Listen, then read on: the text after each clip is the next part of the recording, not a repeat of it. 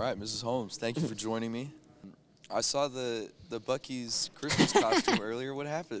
You know, I mean, I took the fight on 2 days' notice. I didn't have time to pack, so we just got to stop and get Bucky's on the way. No, we thought it was fun. You know, I'm a mom and I'm a teacher I teach little kids martial arts, so we figure, hey, let's have some fun with this close to Christmas time. Yeah, that's awesome. I love the holiday spirit. You're just certainly the most festive out of everyone. It makes perfect sense that you're facing the Night Queen. You know, you had your getup and she had hers. Complete opposites, right? Totally. I noticed that you have I feel like your grappling career speaks for itself. Are you going to be looking to shoot early in this fight?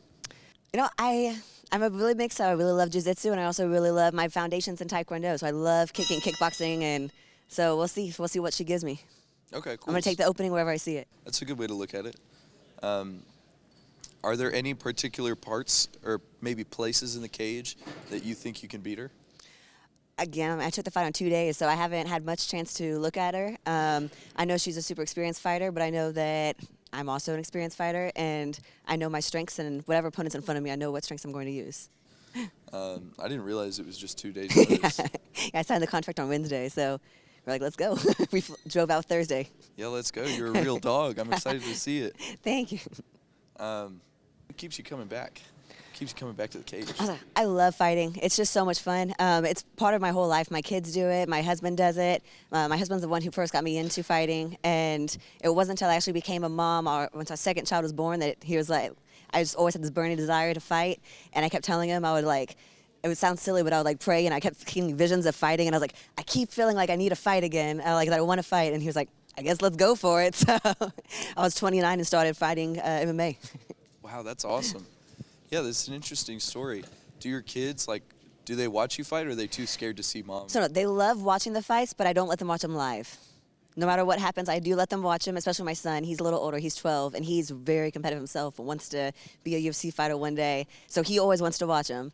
But my last fight got a little bloody, so I didn't let my daughter see that one. Yeah, that's good. I'm glad that they're supporting you and that they're excited. Right. They're definitely my biggest fans, for sure. Oh, that's wonderful. Is there anything that you want to say to them right now? Love you guys. Always miss you guys when I'm away from y'all, but I'm going to bring home that win for y'all. Awesome. Is there anything you want to say to your training partners or to the folks back home? Oh, no, my training partners are awesome. I mean, they're the reasons why I was able to take a fight on 2 day notice. They keep me ready all the time. And they pushed me. You know, after my last fight, it was a little mentally hard to get back in. That was one of the hardest losses I've ever taken. And they pushed me. They were like, hey, you had that fight, and they got me right back into training. And so, no, it's because of them that I'm able to do what I do. My coaches and my teammates are awesome. Yeah, that's great. Do you have any advice for younger fighters on how to bounce back from a loss? I mean, you've got to know what motivates you. You have to know why you do what you do. If you don't have a motivating reason why, then a loss is going to deteriorate you. I coach kids all the time, so I help kids learn how to get through losses, because that's part of any fight, whether it shows on your record or not, whether it's in the classroom or in the in the cage. You're going to lose at some point, and you need to know how to deal with that and how to grow from it.